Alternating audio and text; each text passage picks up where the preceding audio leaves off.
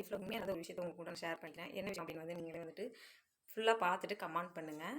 நேசமணி நீயா இப்படி அப்படின்னு கேட்டவங்க ஒரு காலத்தில் நான் ஸ்கூல் படிக்கிற காலத்தில் சின்ன வயசில் சரிங்களா, அப்போ வந்து ஸ்கூல் படிப்பேன். கிழிஞ்ச பேகு, அந்த நரம்பு பேக் நம்ம கேள்விப்பட்டிருக்கோம்ல, அந்த நரம்பு பேக் வந்துட்டு ஜிப்பு கூட பிஞ்சிருக்கும், அதெல்லாம் எடுக்க முடியாது சரிங்களா. அதில் வந்துட்டு ஊக்கு போட்டிருப்பேன், ஜிப்பு வெளியில் கலண்டு ஓடிடக்கூடாதுன்னு ஊக்கு போட்டுட்டு அந்த பேகு. செப்பல் காலில் நான் போட்டதே கிடையாதுங்க. சின்ன வயசில் வந்து ஸ்கூலுக்கு போகும்போது செப்பல் கிடையாது.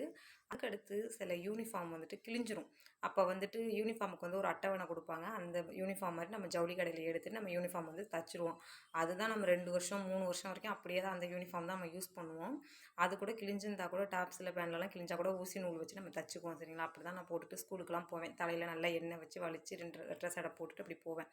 அப்போ நம்ம கூட படிக்கிறவங்க ஒரு 10 பேர் பஸ் ஸ்டாப்பில் நிற்பாங்கல்ல, அவங்களாம் அப்படியே சுற்றி நின்று பார்ப்பாங்க சரிங்களா. பார்த்துட்டு கீழேருந்து மேலே வரைக்கும் பார்ப்பாங்க. அது பார்த்தது மட்டும் கிடையாதுங்க. அதுக்கப்புறம் அவங்க 4 பேர் இருப்பாங்க, ஒரு 5 பேர் டீமாக இருப்பாங்க. அவங்க ஸ்நாக்ஸ்லாம் வாங்கி சாப்பிடுவாங்க. நாங்கள் அந்த மாதிரி ஸ்நாக்ஸ் இதெல்லாம் வந்துட்டு ரூ. 1 2 ரூபாய்க்கு வாங்கி திங்க கூட எங்களுக்குலாம் கஷ்டம் தான் சரிங்களா. அதெல்லாம் வாங்கி சாப்பிடுவாங்க. நேசமணி நீ இது வாங்கி சாப்பிட்லையா அப்படின்னு கேட்பாங்க. அதுக்கு இன்னொரு பொண்ணு சொல்லுவோம், அவளுக்கு யார் காசு கொடுக்குறா அப்படின்னு வந்து சொல்லுவாங்க. அதுக்கு எடுத்துகிட்டு வந்துட்டு அவங்க 4 பேர் பேசி ஜாலியாக போகிறத கூட நம்மளை ஒரு 5வது ஆளாக வந்து சேர்த்துக்க மாட்டாங்க சரிங்களா.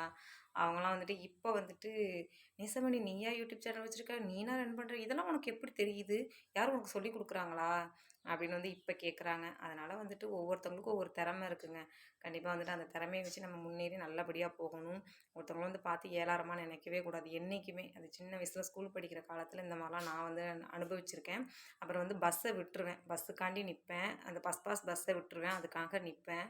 அவங்களாம் வந்துட்டு ரூ. 2 டிக்கெட்டு, அந்த பஸ்ஸில் ஏறி போயிடுவாங்க. அவளுக்கெல்லாம் காசு இருக்காது, அவள் நடந்து வரட்டும் வா நம்ம போவோம் அப்படின்னு சொல்லிட்டு போயிடுவாங்க. அப்போலாம் ஒரு மாதிரி வந்துட்டு நினப்பாங்க. வீட்டில் கூட இந்த விஷயத்தில் நான் ஷேர் பண்ணதே கிடையாதுங்க.